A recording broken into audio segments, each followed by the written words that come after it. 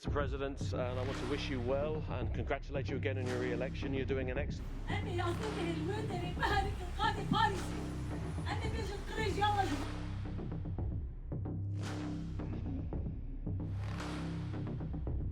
Mr. President, and I want to wish you well and congratulate you again on your re-election. You're doing an excellent job, and I know that this Assembly is in very good hands for the coming year.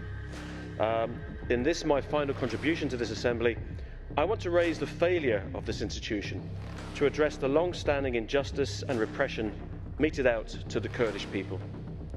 Throughout my 7 years of attending this institution, I've seen the courageous men and women outside this building who keep a constant vigil for Abdullah Öcalan, the leader of the Kurdish freedom movement, who will have been imprisoned on Imrali Island for 26 years next month. For most of this time, he's been denied prison visits and even access to his lawyers. He truly is the Nelson Mandela of the Kurdish people. And Mr. President, there are signs of hope right now. It has been revealed that the Turkish government has been engaged in a talks process in recent times.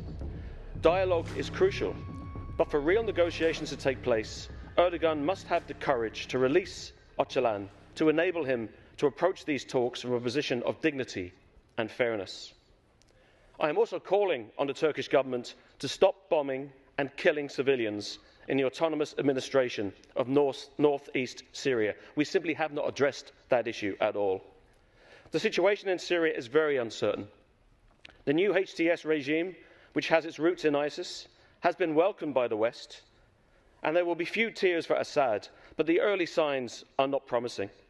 The insistence of introducing Islamic training for the police force, the refusal to appoint even one woman or anyone from any other political party to the new government does not bode well.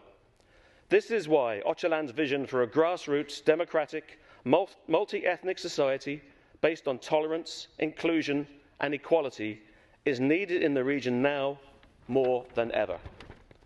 Erdogan must also stop deposing democratically elected mayors in Turkey, stop harassing Kurdish citizens and stop arresting journalists.